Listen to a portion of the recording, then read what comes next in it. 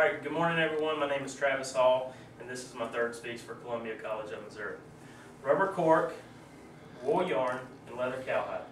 The materials that are in front of me make up, all have one thing in common.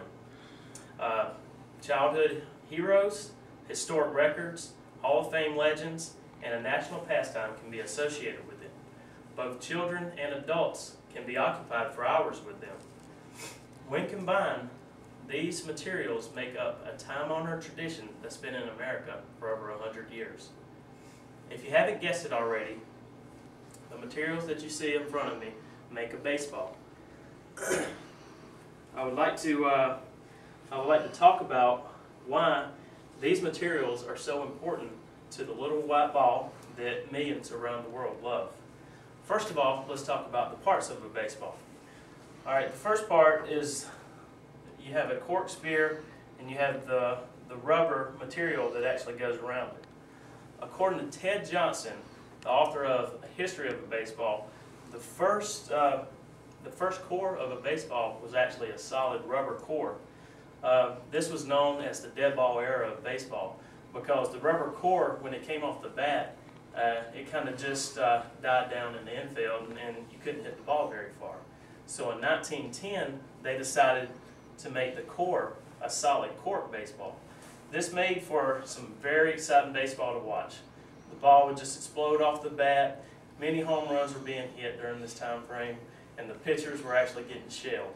So in 1931, they decided to make a balance in the game of baseball and actually combine the cork and the rubber material.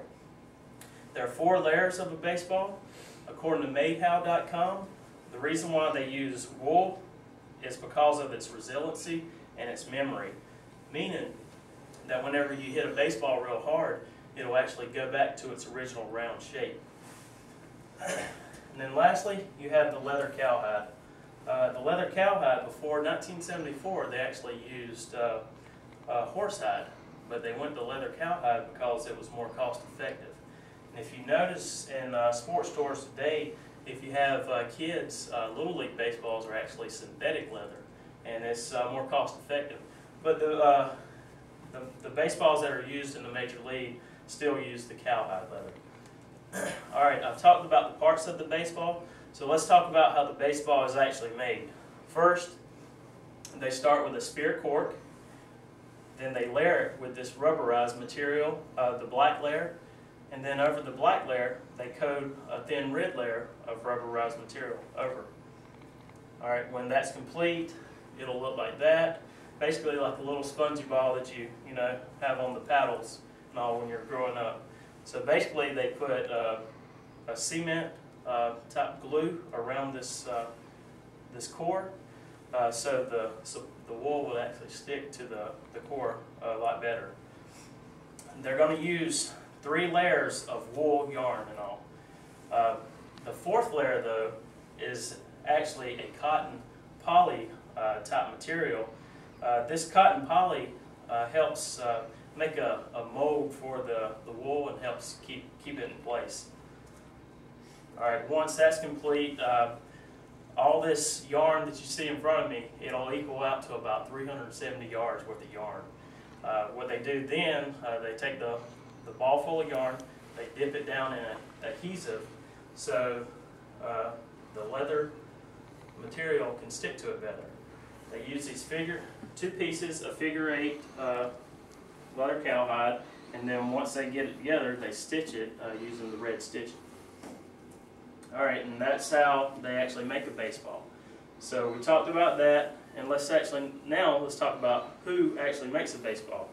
If you notice on most baseballs, you'll see Rollins. Rollins is the #1 producer of baseballs worldwide. They're the actual official baseball of Major League Baseball, Minor League Baseball, and NCAA baseball.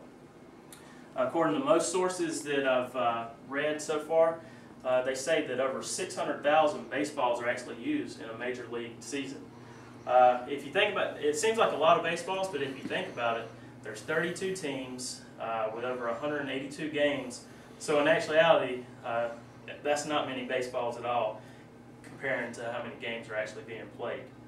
So Rollins is the #1 producer of baseballs worldwide. But let me talk to you about where the baseballs are actually made. According to Justin Ross' article, Not Made in the USA, Rollins, what Rollins actually does is they pretty much ship all their materials down to Costa Rica.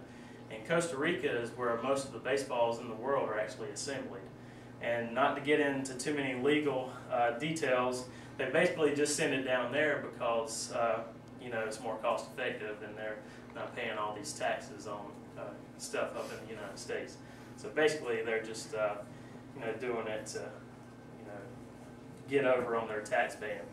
So I've talked about, in conclusion, I've talked about the parts of a baseball, how the baseball is actually made, and who makes the baseball. I hope that I've given you a little bit of insight on this the little white ball that many people around the world love, and everyone still loves today. And thank you. All right.